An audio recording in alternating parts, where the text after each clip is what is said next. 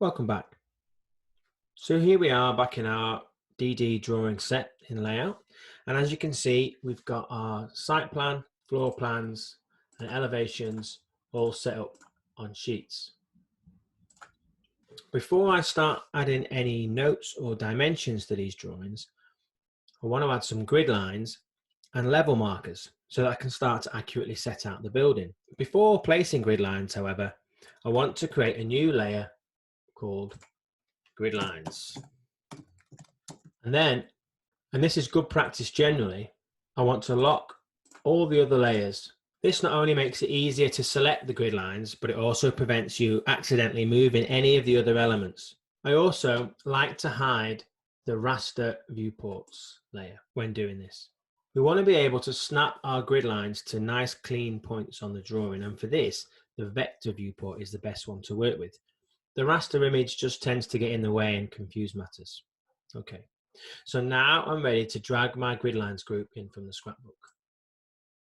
Once I have it, I can double click in this group to open it up. And when we're in here, you can see that each of the horizontal and vertical gridline groups are also within their own separate group. And if you want to go in further, we can double click again to get into the individual grid lines, which are themselves groups. And then we can double click again and you'll be able to get into the text elements if you wanted to change these to say numbers or symbols. Okay, with this group open, I have each of the individual grid lines available to me.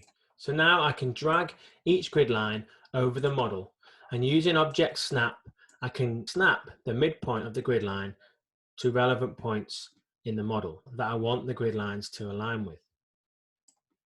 Don't worry about vertical alignment for now. Let's just focus on getting the grids accurately aligned with the drawing.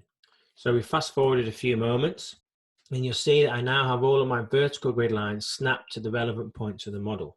With this group still open, if I right click on the grid lines layer and go to select entities, that will select all of the entities on that layer in the currently open group.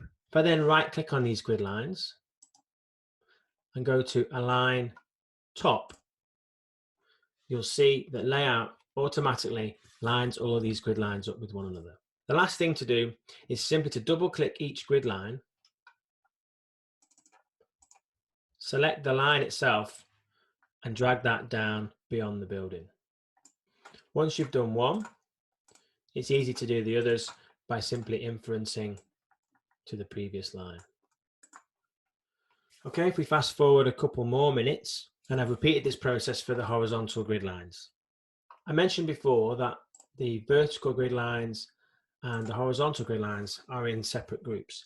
This helps when setting these things out, but it also helps in what we're going to do next. Now that I've got the spacings of the grid lines correctly set out, I can copy and paste these groups into my elevations and sections and also place the grid lines there. So for example, for my south elevation, if I copy this group, Command C or Control C, and then exit out of this and go to the south elevation, if I go to Command V or Control V, I can place those grid lines at the correct spacing. I just then have to snap them to something in my model.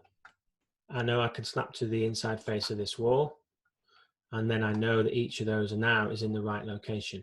It's simply a case of adjusting the length of the lines so that they look appropriate on the drawing. Okay, that's all pretty easy. But what if I don't have something so simple to snap my grid lines to?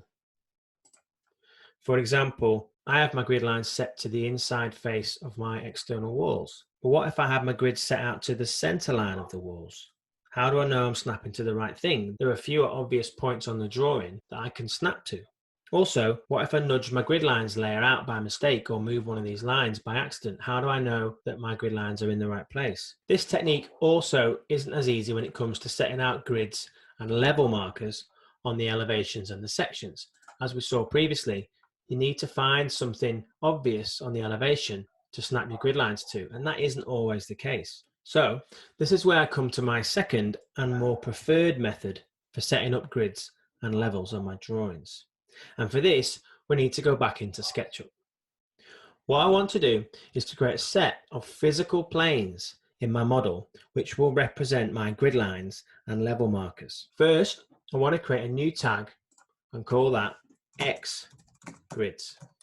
Next, I want to quickly draw a rectangle that is larger than the building. So if I use the rectangle tool, I can tap the right arrow key to lock it to the red axis so that I know that it's perpendicular to my building, and then draw my plane like this. Again, make sure that it runs past the building. This represents my first grid line. I also like to make this plane a translucent material so that I can see through it to the model beyond when I'm placing it. So let's just apply this material. Okay, so now I can see my building beyond. What I want to do is double click and make that a group, make group, and in the entity info, I want to put that on my X grids tag, and let's call that grid line A. So now I can use the move tool to place this grid line in my model where I want my first grid line to be. So I know that this grid line is on the inside face of these external walls, which are 250 mil thick. So I'm going to move it this way and type 250. So that's grid line A in place. I can then make a copy using the move tool and holding down Option and place my grid line, and I can rename this one grid line B. Hopefully you start to get the idea. Okay, so we fast forward a few more minutes, and now I have all of my grid lines set up as planes, and all of them are labeled correctly with the A, B, C, D running this way, and 1, 2, and 3 running this way. Let's group all of these together. Right click, make group, and let's call that group grid lines and place it on our grids layer. So now I just need to repeat the process for the horizontal planes, which will be my finished floor, finished ceiling, parapet, and roof ridge levels. You'll see here in the outliner, if I select this group, you'll see I've got my grid lines group with all of my grid lines within it. If I simply click on this eye symbol next to the grid lines group, I can hide that from view while I set up my horizontal grid lines. Okay, fast forward a few more minutes, and now I've set up those horizontal planes. I just wanted to show you that I also have just hidden the walls layer just to allow me to snap to things like the floor finishes and the ceiling finishes. You could also hide the roof, for example, if you needed to. Again, this is another example of why organizing your model really helps when you come to do things like this. So I'll just turn those walls back on. So each of these planes equally has a name attached to it. So I've got ridge line, parapet, finish ceiling line, and finish floor line. Again, you don't have to do this. You could be a bit looser with this kind of stuff if you want to. I just like to give things names so that if I'm looking for something later on, I know exactly what it is. Okay, so I just want to select each of these horizontal planes, right click, make group, and let's put that on the X grids tag, and let's call that finish levels. I'll turn my grid lines back on. So now you can see all of my grid line geometry. This might look a bit strange to you right now, but remember, this geometry will pretty much always be hidden when you're working in SketchUp. We're simply setting up reference planes, but importantly, we're tying our grid lines to the SketchUp model itself. By doing this, we prevent any future errors where the grid might inadvertently get moved in layout or detached from the drawings in some way.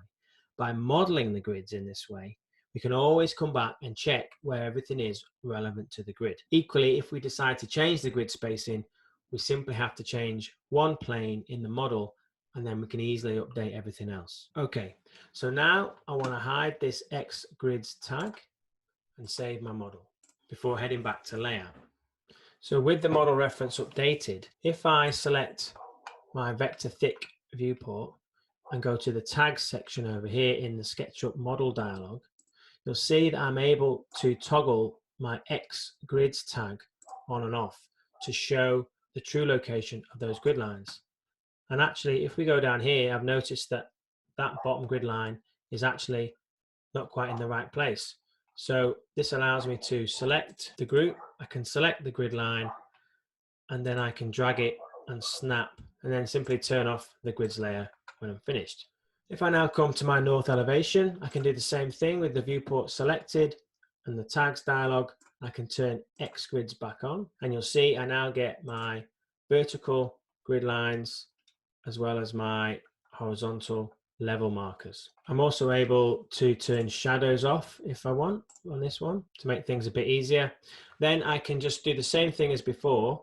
If I take my grid line group, Command copy or Control copy, back into my north elevation, Command or Control V to paste in place, and then I can simply flip left to right and snap this group to the grid lines in my model. Likewise, I can take this group over here, which is my level markers, and I can drag those in and adjust them so that they each snap to these horizontal planes in my model. And when I've finished, again, it's simply a case of just hiding the grids layer. Because we are modeling the grids in 3 dimensions in this way, we can be confident that we have the exact right location for the grid lines in each of our viewports. If you're working in an earlier version of SketchUp and don't have this ability to toggle the model's tags in this way, simply turn the X grid layer on in SketchUp before saving the model. Position your grid lines in layout and then go back to SketchUp, hide the layer and save the model again. One other thing I should point out is that for these elevations, I've rendered these elevations as a hybrid. You'll see up here, I've got it as a hybrid. That's because, for 2 reasons, because I want these lines, these dashed lines, to become much crisper, but also it means I've got really clear points on the drawing which to snap my grid lines to. Once you have all your grid lines and level markers set up like this, then you are ready to add dimensions, notes, and material callouts to finish our drawings. Join me in the next lesson where we'll do just that.